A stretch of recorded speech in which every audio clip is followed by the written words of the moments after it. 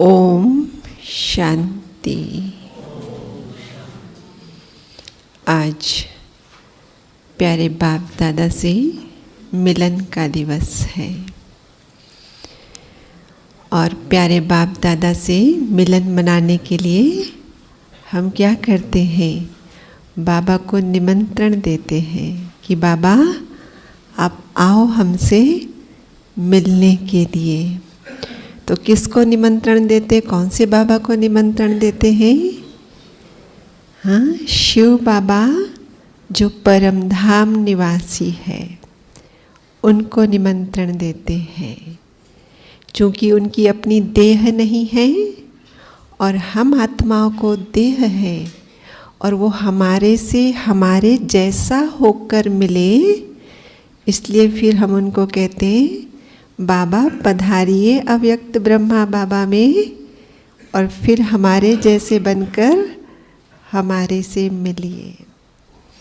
तो ब्रह्मा बाबा भी अव्यक्त हो गए, तो फिर शिव बाबा ब्रह्मा के अव्यक्त शरीर में और फिर दोनों गुलजार दादी जब तक स्थूल शरीर था उसके तन में आते थे और फिर हमारे जैसे हो जाते थे देह, तो हमसे मिलन मनाते थे। लेकिन अब गुलजार दादी भी अव्यक्त हो गए, तो अभी उस किसी तन में आकर मिले, उसका कल छोटा सा दृश्य हम सभी ने देखा या सुना होगा। आपने देखा कल का भोग का, सभी ने देखा कि कैसे गुलजार दादी ने अपनी इच्छा व्यक्त की, बाप दादा कि मुझे नहीं पता आप चाहते या नहीं, पर मेरी दिल है, मैं बहुत लंबे समय से यज्ञवत्सों से नहीं मिली हूँ, निमित्त भाई बहनों से नहीं मिली हूँ, तो मेरी दिल है मैं जाऊँ और मिलूँ। तो बाबा ने क्या कहा, आप जाओगी लेकिन अकेली नहीं, मैं भी चलूँगा, है ना। तो कल बाबा ने वो छोटा सा हमें रोल दिखाया, लेकिन शायद ये जैसे गुलजार दादी के तन में हर हमारी जो डेट फिक्स होती थी और पूरी मुरली चलती थी, वैसा तो मिलन नहीं होगा, क्योंकि ये भी कह दिया ना उनको कि पहले तो तुम लंबी लंबी दृष्टि देती थी बैठ के, अभी वो नहीं करना है, अभी जाके नयन मुलाकात करके तुरंत वापस आ जाना है, बस जाओ और आओ। तो अभी हमें भी तो यही अभ्यास डालना है, जाओ और आओ। कहाँ जाओ और कहाँ आओ? हाँ, तो हमारे पास तीन चीजें हैं। एक है हमारा परम धाम, एक है हमारा अव्यक्त वतन और एक है हमारा स्थूल वतन। जब हम परम धाम में थे तो मात्र निराकारी ज्योति स्वरूप आत्मा के रूप में होते हैं और वहाँ से आत्मा निकलती है बिना शरीर के, जिसको बाबा साकार मुरलियों में कई बार कहते हैं, आत्मा नंगी आई थी और आत्मा को नंगी वापस जाना है, जिसका अर्थ है न अंगे। नहीं, जैसे नालायक शब्द बोलते हैं उसका असली अर्थ क्या है, जो लायक नहीं है, ऐसे ही नंगे या नंगी मतलब न अंगे, कि जब परमात्मा के घर से परम धाम से आत्मा नीचे उतरी तो अंग नहीं थे, तो उस समय आत्मा संपूर्ण प्योर है और वो अपनी लाइट को चमक फैलाती हुई नीचे आती है और माँ के गर्भ में जो शरीर तैयार है वहाँ जाके भ्रुकुटी में निवास करती है। और आत्मा की जिस प्रकार की उसके लाइट की परसेंटेज है, भले हम सब आत्माएं वहाँ पर पवित्र हैं, लेकिन फिर भी नंबर वाइज तो बाबा ने कह दिया है सब में है, क्योंकि हम तारे हैं तो तारे देखो ना, हर एक की अपनी अपनी चमक है। तो अपनी अपनी चमक के आधार से फिर वो शरीर का डिज़ाइन और आगे तैयार होता है और पूर्ण तैयारी के बाद बाहर आता है और हम जीवन जीते हैं।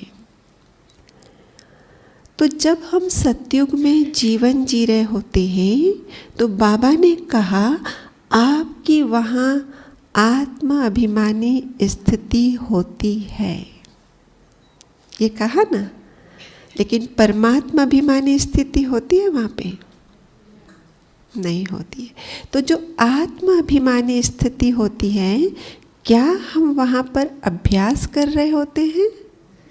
नहीं, वो अभी संगम पर जो हमने प्रयास किया उसका वो फल है कि अभी अभ्यास किया और वहाँ पे उसका रिजल्ट कि अब हम कुछ नहीं कर रहे हैं, फिर भी हमारी वो आत्म अभिमानी स्थिति बनी हुई है।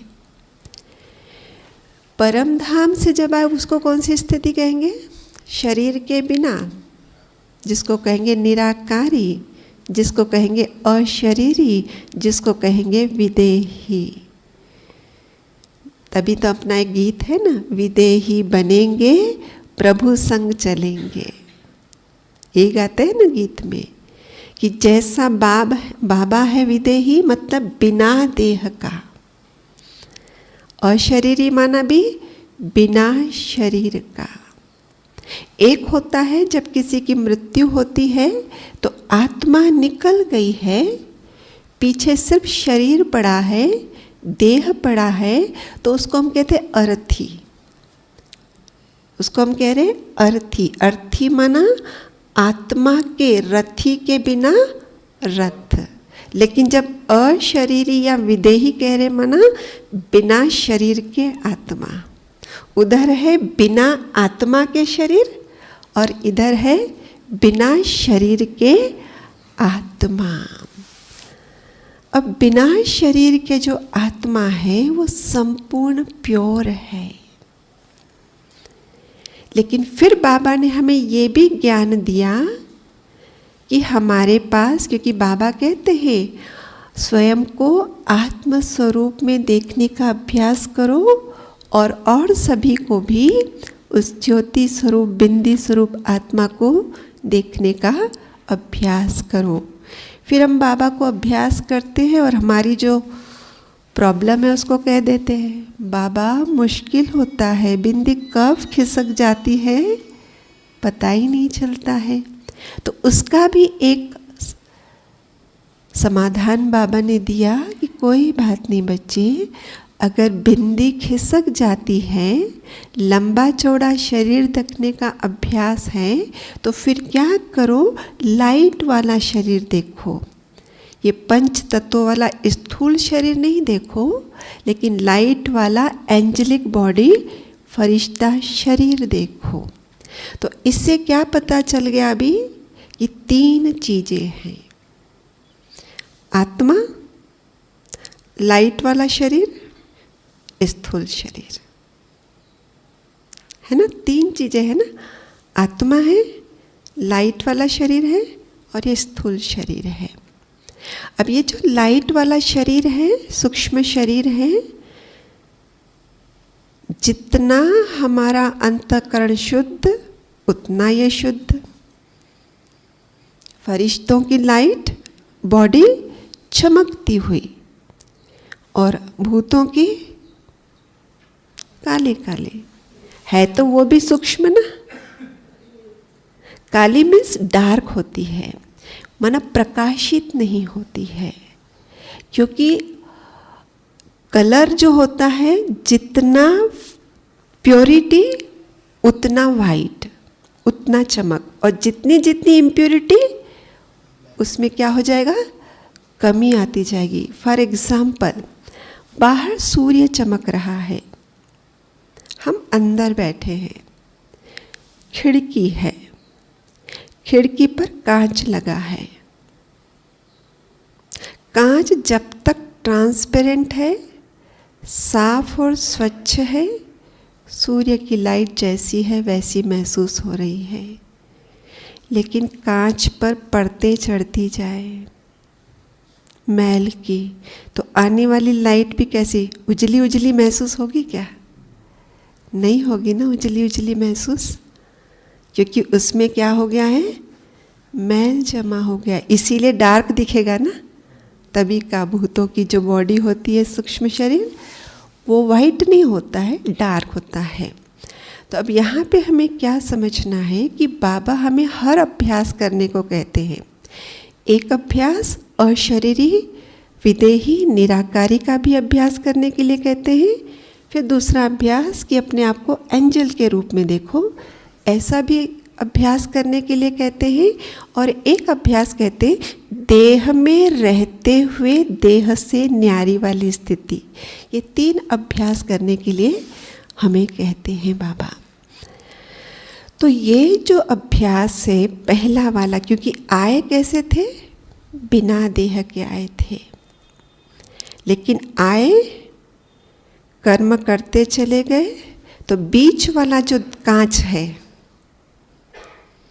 बीच वाला जो कांच है, यहाँ सूक्ष्म शरीर है, वो धीरे धीरे क्या होता गया, मैला होता गया। और इसलिए आत्मा जो आज भी शुद्ध है, बाबा एक तरफ कहते मैं तुम पतितों को पावन बनाने आया हूँ, और एक तरफ कहते तुम तो हो ही शांत स्वरूप, तुम तो हो ही शुद्ध स्वरूप, तुम तो हो ही प्रेम स्वरूप। तो ये किस प्रकार से कह रहे कि शुद्ध आत्मा शुद्ध है, आत्मा प्रेम स्वरूप है, बीच वाला कांच गड़बड़ कर रहा है, बीच वाला कांच गड़बड़ कर रहा है।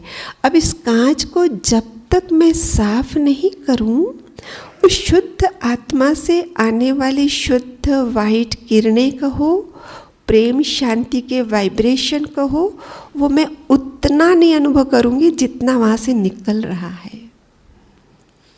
नहीं कर सकती ना, क्योंकि बीच में एक बाधा है। अब जब तक मैं इसको साफ नहीं करती हूँ तब तक मैं अनुभव नहीं कर पाऊंगी, लेकिन साफ करने में भी तो टाइम लग रहा है हमको, है ना, टाइम लग रहा है ना। और इसीलिए बाबा कहता है अशरीरी स्थिति का अनुभव करो, अर्थात कुछ कुछ समय के लिए कांच को ही निकाल दो ना बीच से, तो सूर्य का प्रकाश डायरेक्ट आने लगे ना। क्योंकि अभी मेरे को टाइम नहीं कि मैं इतना इसको बैठ के साफ करूं, और साफ करने भी चाहती हूँ तो इतना गंदा है कि इतना जल्दी वो साफ नहीं हो रहा है। तो कुछ पल के लिए क्या कर दे, हम कांच कोई साइड में कर दें, तो फिर तो सीधा सूर्य दिखेगा ना। और तब बाबा कहते हैं विदेही स्थिति का अभ्यास करो, अशरीरी स्थिति का अभ्यास करो। और बाबा कहते विदेही स्थिति के अभ्यास में, अशरीरी स्थिति के अभ्यास में, उसमें भी हम कह देते हैं कि असफलता होती है। तो बाबा ने उसका सरल उपाय दिया है। दुनिया में भी कोई कन्या जब बड़ी होती है या वो लड़का जब बड़ा होता है, तो माँ बाप जब उसके लिए वर या वधू ढूंढने की कोशिश करते हैं, मंगेतर ढूंढने की कोशिश करते हैं, प्रयास करते हैं, तो एक इंग्लिश शब्द यूज़ किया जाता है, मुझे अपनी कन्या के लिए मैच ढूंढना है, मुझे अपने लड़के के लिए मैच ढूंढना है। क्यों? क्योंकि जो भी मंगेतर होगा, हम क्या चाहते हैं, दोनों में क्या होनी चाहिए, मैचिंग होनी चाहिए। तो बाबा भी हमें यही कहते हैं, विदेही स्थिति या अशरीरी स्थिति की अनुभूति में अगर कमी है, उसका एक कारण है कि जो विदेही है, जो अशरीरी है, उसको अपना युगल नहीं बनाया है आपने। मैचिंग चाहिए ना,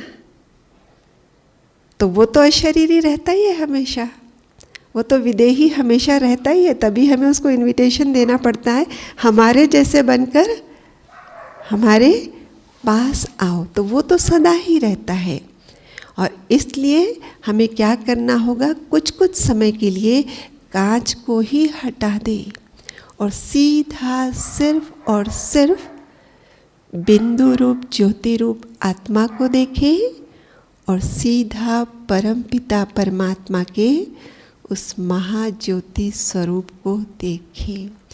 और ये कुछ कुछ क्षण की प्रैक्टिस ही फिर हमें देही अभिमानी अर्थात देह में रहते हुए देह से न्यारे होकर कर्म करने में मदद प्रदान करेगी। क्योंकि हम तो ये भी कह देते हैं ना बाबा को कि बाबा कितनी देर हम ये अभ्यास करेंगे, हमको दुनिया में रह के कितने कारोबार करने हैं, है ना। तो इसीलिए फिर बाबा कहते हैं बेशक वो करने हैं, और उस करते समय आपको देह में रहते हुए देह से न्यारे होकर कर्म करना है। उसमें भी सफलता कहाँ से आएगी, अगर वो चंद क्षणों के लिए अशरीरी विदेही स्थिति का अनुभव करेंगे। और तब जाकर जब बाप दादा आजकल हम वीडियो से देख रहे हैं, लेकिन अगर ये स्थिति में स्थित होकर हम उस वीडियो को सुनते हैं तो हमें लगता ही नहीं कि बाप दादा हमारे सामने नहीं है। अन्यथा चलो जब तक गुलजार दादी थे हमारे सामने दिखते थे, पर अगर हमारी वो स्थिति नहीं तो वो आनंद भी नहीं ले पाते। कहने का तात्पर्य मैचिंग होना बहुत ज़रूरी है। जैसे उन्होंने भी कहा ना, नंबर 1 भी गलत हुआ, आप कितना ही बोलते रहो, जिसको कनेक्ट करना चाहा नंबर गलत था तो उसको कनेक्ट हुआ ही नहीं है, वो किसी और को जाके कनेक्ट हुआ है। और वो तो आपकी बात समझ ही नहीं रहा, वो पूछ रहा है आप किससे बात कर रहे हो। ऐसे ही होता है ना, बोलते बहन जी रॉन्ग नंबर है, क्योंकि हमारा उसका कोई ताल्लुकात ही नहीं है। तो मैचिंग का होना बहुत बहुत ज़रूरी है। और इसलिए अशरीरी भव का अभ्यास जो बाबा ने हमें वरदान दिया है करना है। एक तो यहाँ मैचिंग की बात, और दूसरा जैसे भी गुलजार दादी भी हम सभी को पता है कि 3 साल तक सेहत की वजह से दादी मुंबई में रहे, क्योंकि हमेशा डॉक्टरों के निरीक्षण के अंदर रहे।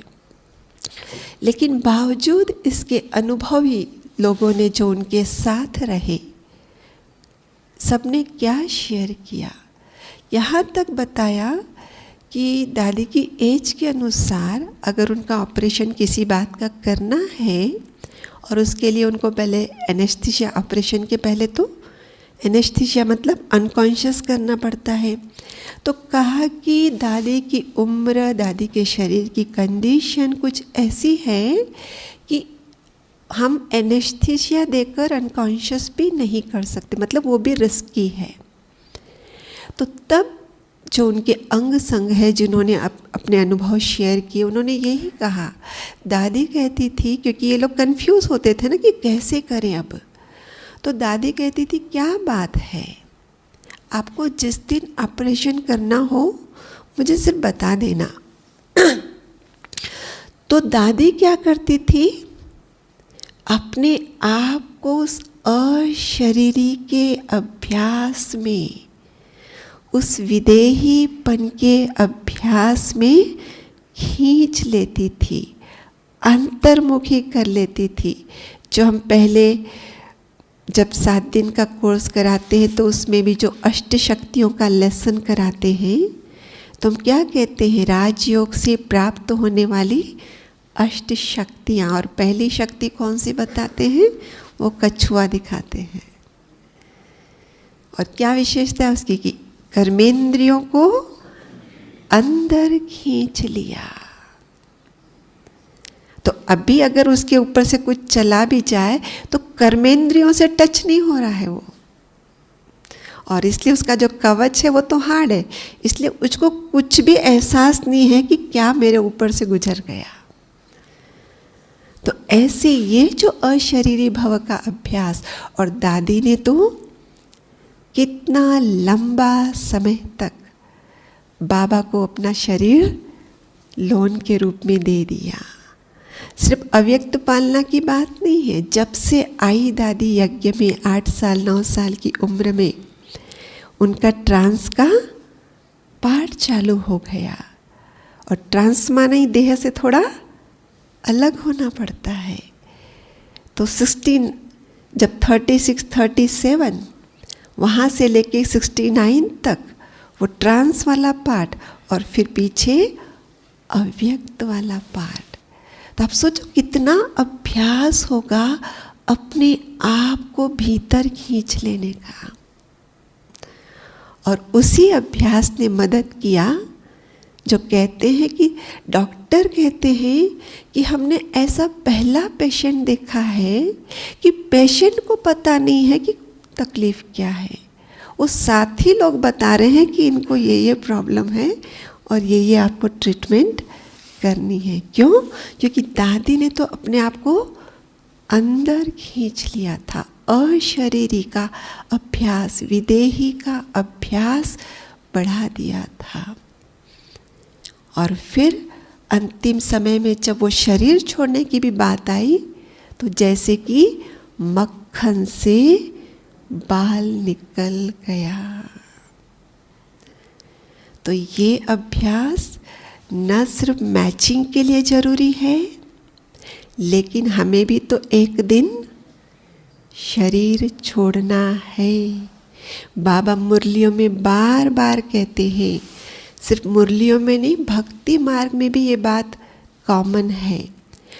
अंतमति सो गति। तो अगर मक्खन से बाल निकलने वाली अंतिम स्थिति नहीं होगी, मतलब कुछ कुछ अंतमति है, और फिर वैसा ही फिर गति हमारी हो जाएगी। इसलिए सिर्फ बाबा मिलन वाले दिन नहीं, बाबा मिलन वाले दिन तो हम ये अभ्यास करते ही, खास अटेंशन रखते ही हैं, लेकिन हमें प्रतिदिन, इसीलिए बाबा कहते हैं जब सुबह में आँख खुलती है तो पहला संकल्प ये हो कि मैं आत्मा परम धाम से अवतरित हुई हूँ। अर्थात ही बिना शरीर के, बिना अंग के मुझे विजुअलाइज करना है ना अपने आप को। तो वो बहुत इम्पोर्टेंट अभ्यास है, अपने आप को बिना देह का देखना, अपने आप को बिना शरीर का देखना। बाबा के दिनों में वो मर्जीवा का भी अभ्यास कराया जाता था। सब ऐसे सो जाते थे जैसे कि शरीर क्या हो गया है, मृत्यु को, मतलब आत्मा जैसे कि अलग हो चुकी है। तो हमें भी अभ्यास करना होगा कि जैसे ऊपर से हम आए बिना शरीर के, लेकिन जैसे ही ड्रामा में प्रवेश किया, माँ के गर्भ में प्रवेश किया शरीर में, और शरीर लेकर आए, लेकिन फिर उस शरीर को भी हम छोड़ेंगे।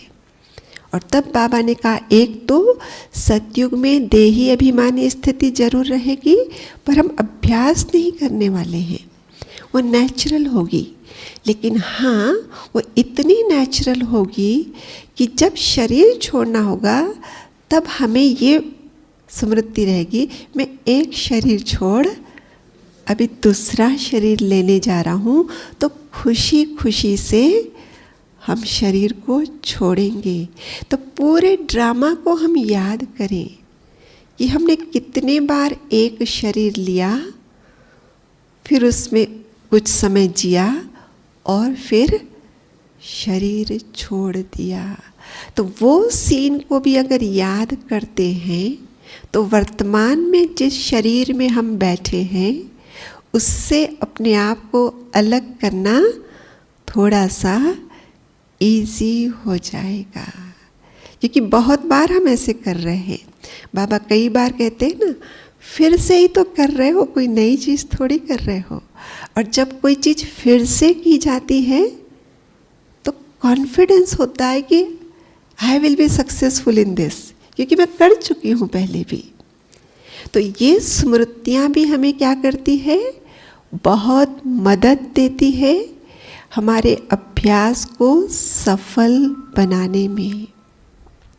तो हम ये अपने आप को बार बार याद दिलाएं, क्योंकि अंतिम समय करीब आ रहा है। लेकिन सिर्फ अंतिम समय करीब आना काफ़ी नहीं होता है। जैसे बाबा भी मुरलियों में कहते हैं ना, बच्चे पूछते हैं बाबा अभी कितना संगम बाकी है, हाँ विनाश कब होना है। तो बाबा कहते हैं विनाश तो अभी भी हो सकता है, लेकिन आपकी तैयारी है क्या।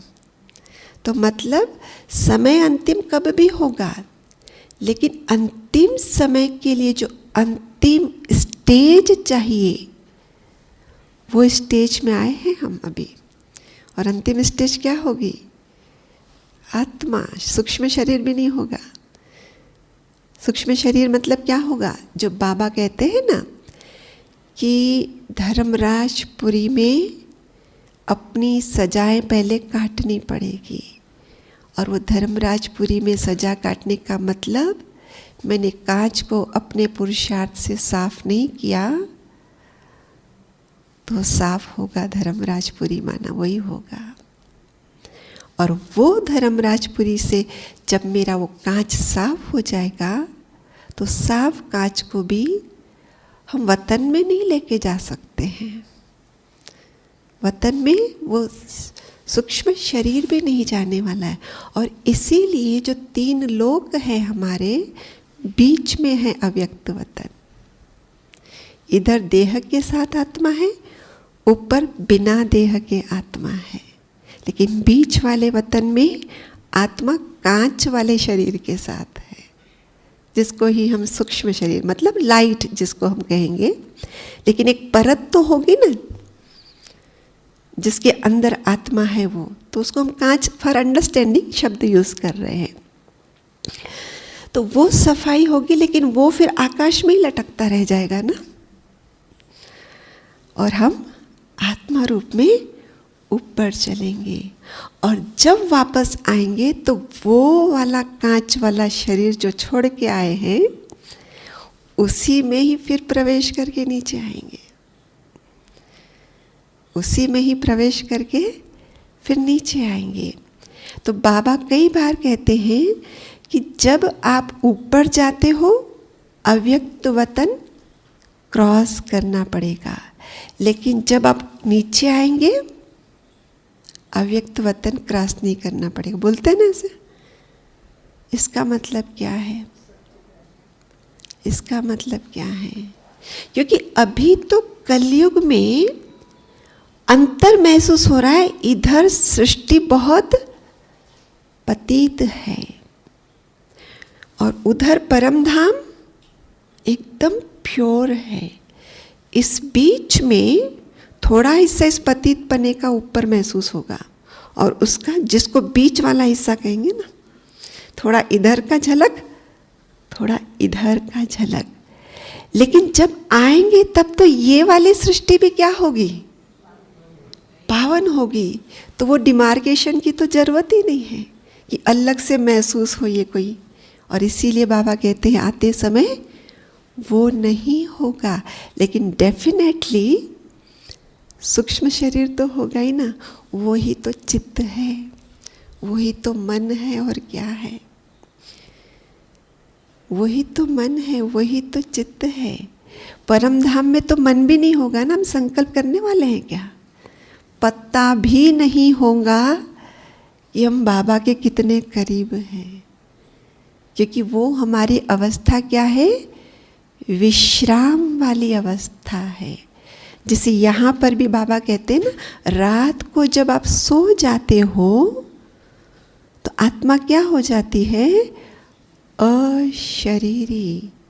और आजकल जो नींद नहीं आने की बहुत प्रॉब्लम है, वो एक ही कारण है, आत्मा अशरीरी नहीं हो पा रही है। क्यों? क्योंकि मन के ऊपर, जो कहा ना कांच के ऊपर बहुत वो है, तो बार बार खींचाओ इसी तरफ हो रहा है, क्योंकि फ्रीक्वेंसी जहाँ मैच होगी उसी तरफ तो खींचे जाएंगे ना। अब फ्रीक्वेंसी मैली वाली, तो मैली वाली तो इधर है, और उधर जाना है तो फ्रीक्वेंसी कैसी चाहिए? पॉजिटिव वाली, सफाई वाली। तो इसलिए हमें विदेही स्थिति का, अशरीरी स्थिति का अनुभव सिर्फ बाबा वाले दिन नहीं, लेकिन वैसे भी बढ़ाते रहेंगे तो फिर बाबा वाले दिन और इजी हो जाता है फिर। और अभी तो इसकी बहुत ज़रूरत है, क्योंकि कोई सामने रथ बैठा हुआ नहीं होगा। हमारे को वीडियो के माध्यम से जो पहले चल चुकी है मुरलियाँ, उनमें से वो अनुभूति लेनी है कि बाबा मेरे सामने बैठे हैं। अर्थात मुझे भी अव्यक्त होकर अव्यक्त वतन में ही रहने का अभी समय आ गया है। तो जब ये दो अभ्यास, मतलब दोनों सेम है, विदेही अशरीरी शब्द यूज़ करो, तब ये अभ्यास जितना बढ़ेगा तब जाकर देही अभिमानी स्थिति के अभ्यास में हमें सफलता मिलेगी। और वो देही अभिमानी के अभ्यास की सफलता का परिणाम होगा, ये कांच साफ होता जाएगा, ये कांच साफ होता जाएगा। तो देही अभिमानी स्थिति माना देह में रहते हुए देह से न्यारे, जैसे कमल कीचड़ में रहते हुए पोषण उसी कीचड़ से प्राप्त कर रहा है, लेकिन बावजूद इसके कीचड़ को अपने ऊपर सेट होने नहीं देता है। कीचड़ से वो लिप्त नहीं होता है, लेकिन क्या रहता है? निर्लिप्त रहता है, न्यारा रहता है। तो ऐसे हमें रहना तो इस देह के भीतर ही है, रहना तो इस देह वाली दुनिया में ही है, लेकिन फिर भी इससे न्यारे रहना है। और फिर भी इससे न्यारे रहना है का मतलब, ये जो आत्मा, सूक्ष्म शरीर, स्थूल शरीर, ऐसा था। सूक्ष्म शरीर माना ही मन, मन और चित्त। ये मन और चित्त सदा इसकी तरफ लगे हुए हैं। अब हमें इसको इस तरफ लगाना है, सीन क्रिएट करना है कि आज दिन तक मैं आत्मा इस मन को मालिक के रूप में पकड़ के नहीं रखा, उसको छोड़ दिया। तो बिना प्रयास के तो नीचे उतरना सहज होता है ना। तो देह की तरफ बढ़ेगा माना नीचे ही उतरेगा ना, बैटरी डिस्चार्ज कर रहा है। लेकिन अगर इसको अभी राइट दिशा देनी है तो लगाम तो पकड़नी पड़ेगी ना, लगाम को पकड़ना होगा। तो विजुअलाइज करना है, मैं आत्मा, ये शरीर और बीच में मन बुद्धि, मैंने इसकी लगाम अपने हाथ में ली है। ये जो आँख के माध्यम से बाहर झांक रहा था, कान के माध्यम से बाहर का सुन रहा था, मुख के नाम से बाहर के स्वाद ले रहा था, नाक के माध्यम से बाहर की खुशबू ले रहा था, त्वचा के माध्यम से बाहर का स्पर्श कर रहा था, और इसी इंद्रिय सुख में लगा पड़ा था। और अभी मुझे इन इंद्रियों से हटाकर अति इंद्रिय, आत्मा माने जहाँ इंद्रियां नहीं है, उसमें जाके स्थित करना है। इसको ही कहा बाह्य मुखी से अंतर्मुखी होना। इसको इधर छोड़ दिया, अभी तक हमने क्या किया, इसको इधर छोड़ दिया है, बैठी रहे आत्मा अंदर, और इधर मन की उसका धीरे धीरे तो जो प्रकाश है, एनर्जी आ रही है, लेकिन कहाँ कांच मैला है तो जितना चाहिए उतना नहीं आ रहा है, तो इसलिए और नीचे गिरते जा रहे हैं, और ज़्यादा इंद्रियों के प्रति क्या हो रही है, तृष्णाएं, कामनाएं वो बढ़ती जा रही है। लेकिन जैसे कहते हैं, आग को बुझाने के लिए पानी नहीं, किसकी जरूरत है, पानी की चाहिए, घी की जरूरत है, बोलो। आग को बुझाना है तो क्या डालेंगे आग में, घी या पानी? हाँ, पानी और घी डालेंगे तो क्या होगा, वो ज़्यादा भड़क उठेगी। तो जितना ज़्यादा इंद्रियों सुख में रमण करते रहेंगे, उतना ही उसकी अभिलाषा बढ़ती जाएगी, बढ़ती जाएगी, बढ़ती जाएगी, और अतीन्द्रिय सुख तो पीछे रह जाएगा। लक्ष्य तो आनंद ही है प्राप्त करना, परंतु चूंकि ये पता नहीं था कि भीतर में आत्मा स्वयं आनंद स्वरूप है, और पता नहीं होने के कारण इंद्रिय सुख के नाम पर आनंद की ही खोज में लगे पड़े हैं। परंतु चूंकि वो है ही नहीं आनंद, वो तो इंद्रियों का सुख, इंद्रियां अपने आप में जड़, क्योंकि इंद्रियां देह का हिस्सा, देह अपने आप में जड़, वो तो जड़ चीजें हैं, और जड़ माना विनाशी। तो वो तो थोड़ी देर के लिए अनुभव हो जाता है, और फिर क्या हो जाता है, वो वाला सुख विनाश को प्राप्त कर जाता है। और चूंकि विनाश हो गया, अब फिर से पाने की इच्छा होती है।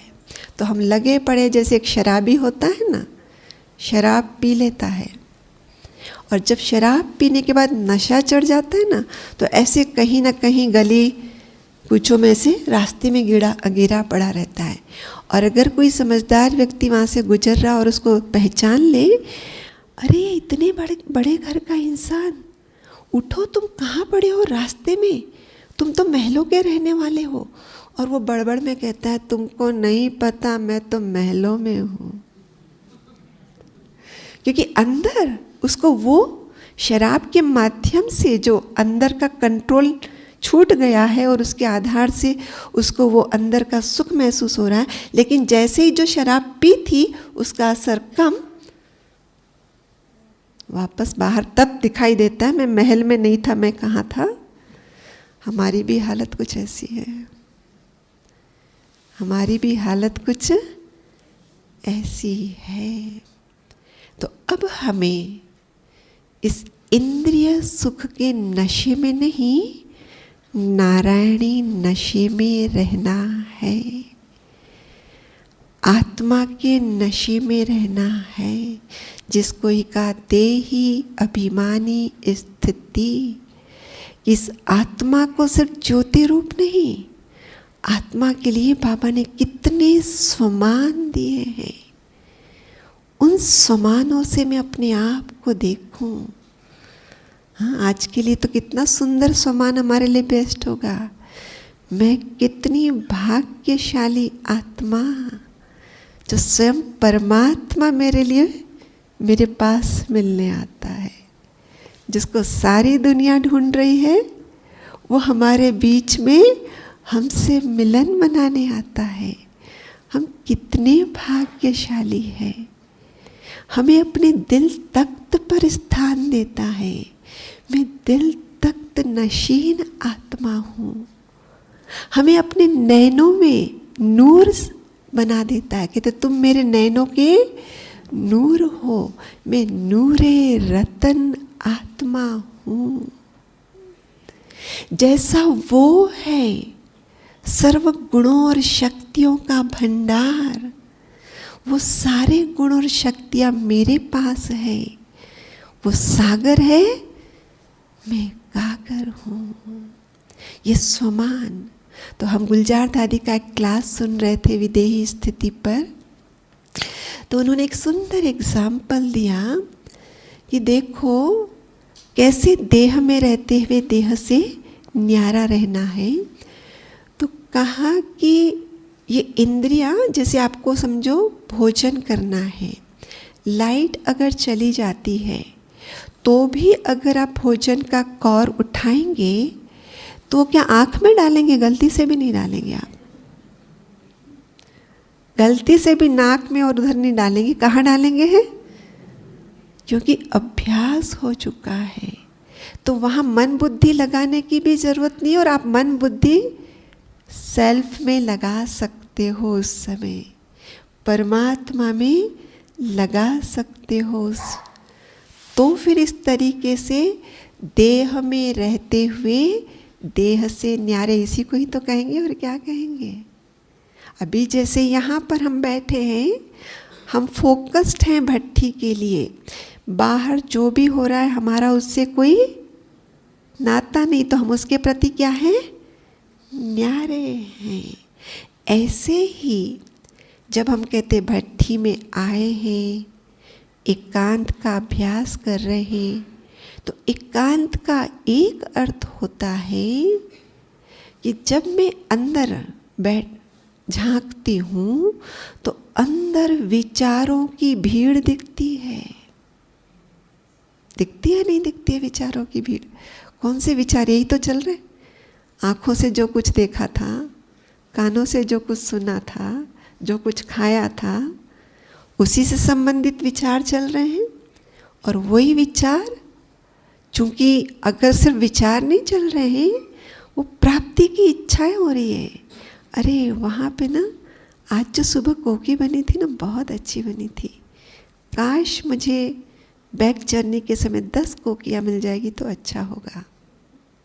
व्हाटएवर, एक इच्छा हो रही है।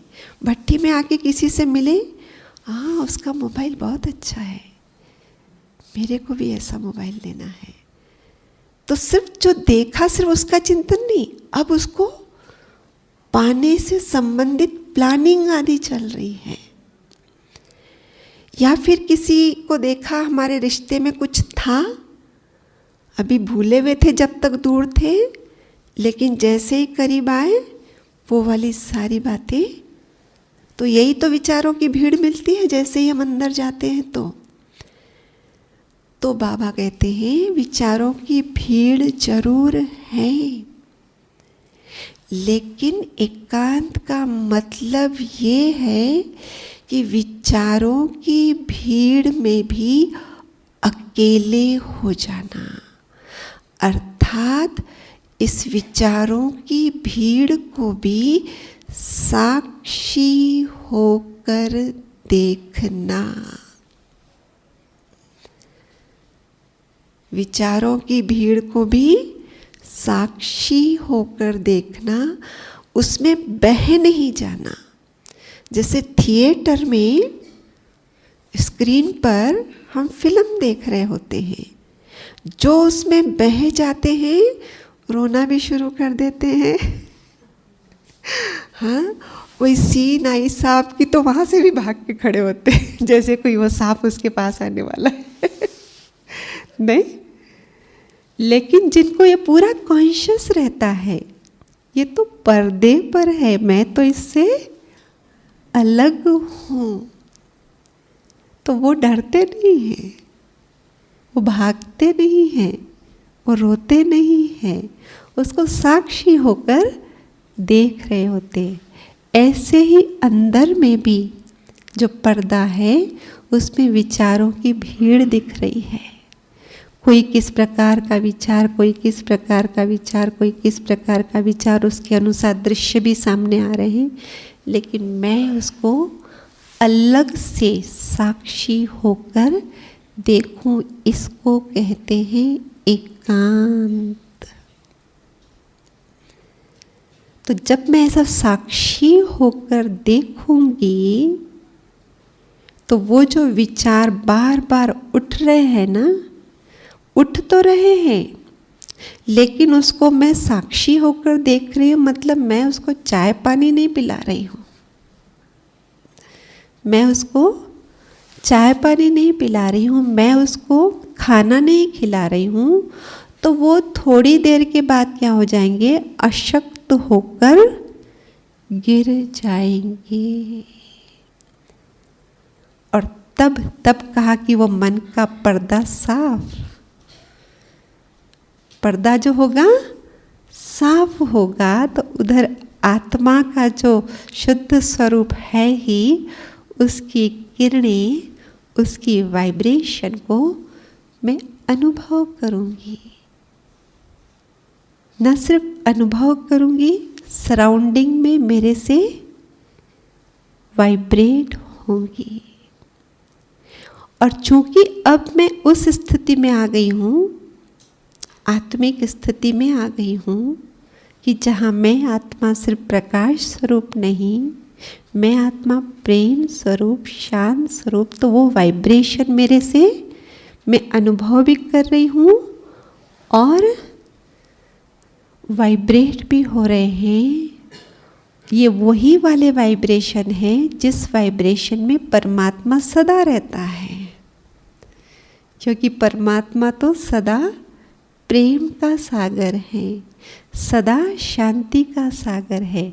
हम तो प्रेम के स्वरूप है, शांत स्वरूप है, और कभी प्रेम में है, कभी नफरत में है, कभी शांति में है और कभी अशांति में है। और इसलिए जैसे उन्होंने भी कहा ना कि पहले नंबर ठीक होना चाहिए, फ्रीक्वेंसी, क्या मैं उस फ्रीक्वेंसी पे आई हूँ जो भगवान की फ्रीक्वेंसी है। तो जैसे ही यहाँ पर एकांत का ऐसा अभ्यास करेंगे, उस फ्रीक्वेंसी पे आ जाएंगे। और जैसे ही हम, क्योंकि दादी जान की 3 चीज़ें याद दिलाती थी, मैं कौन, मेरा कौन और मैं कहाँ की। तो मैं अपने स्वरूप में आ गई। मैं कौन, मैं आत्मा, ज्योति स्वरूप, शुद्ध स्वरूप, प्रेम स्वरूप, उसको अनुभव कर रही हूँ, वाइब्रेट कर रही हूँ। मैं किसकी, मैं शिव पिता परमात्मा की।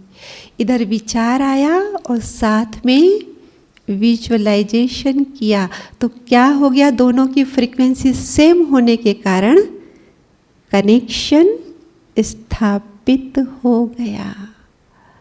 और जैसे ही कनेक्शन स्थापित हो गया, energy always flow from higher level to lower level. तो वो तो सागर है, मैं तो गागर हूँ, तो उसकी एनर्जी मेरे तरफ आने लगती है। और जब मेरे तरफ एनर्जी आने लगती है तो मैं चार्ज हो जाती हूँ। अब ये जो मैं चार्ज हो जाती हूँ, जैसे बचपन में सीखा चलना, तो बच्चा जैसा जन्म लेता उसी समय थोड़ी उसको हम चलाना सिखाते हैं, थोड़ा बड़ा, लेकिन हम, और वो कितनी देर तक चलेगा उसका भी हम लंबा नहीं चलाते। कहीं देखो आप साथ में जाते हो बच्चे को लेके, कई बार चलना सीख गया है लेकिन अभी भी छोटा है, बेटा साथ में चलो, नहीं मम्मी गोदी चाहिए, लेकिन चलो पहले उसको चलाते हैं। और फिर हम रियलाइज़ करते हैं कि छोटा है, इतना लंबा नहीं चलेगा, तो फिर हम उठा लेते हैं। लेकिन हम अंदाज़ा लगाते हैं कि अभी इसमें कितनी शक्ति है, लेकिन जैसे जैसे बड़ा होता है तो हम समझ लेते हैं ना, अब इसकी शरीर की भी शक्ति बड़ी हो रही तो ज़्यादा चलाते और फिर सफल हो जाता है।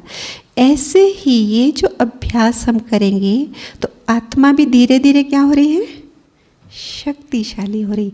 तो अभी जो सिर्फ चंद पलों के लिए कनेक्शन इस्टेब्लिश हो रहा है, फिर धीरे धीरे क्या होगा, ये चंद पल 1 सेकेंड भी हो सकता है, 2 सेकेंड भी हो सकता है, धीरे धीरे ये क्या होता जाएगा, लंबा होता जाएगा, लंबा होता जाएगा।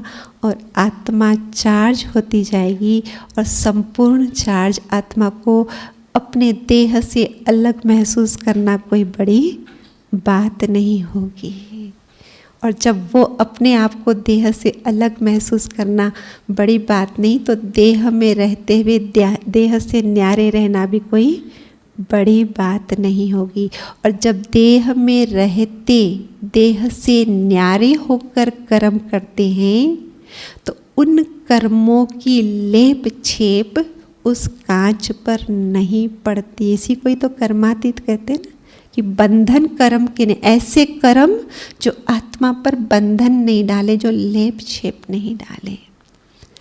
तो हमारी दादियों ने जो अव्यक्त हो गए हैं, बाबा हमारे जो अव्यक्त हो गए, मम्मा, अभी तो वही समय है कि हम उनसे यही प्रेरणा लें कि हम भी इस अभ्यास को बढ़ा के जल्दी से जल्दी, क्योंकि कल भी हमने संदेश में सुना कि अभी और अच्छी सेवाएं होगी। किस आधार से बाबा ने कहा कि इसी आधार से कि बच्चे इतना तक तो पुरुषार्थ कर चुके हैं, अभी इस पुरुषार्थ को बेशक अवश्य ही तो बढ़ाएंगे ना। जैसे माँ को रहता है बच्चा अभी थोड़ा चलना सीखा है, अभी धीरे धीरे बड़ा होगा तो और ज़्यादा चल ही लेगा ना।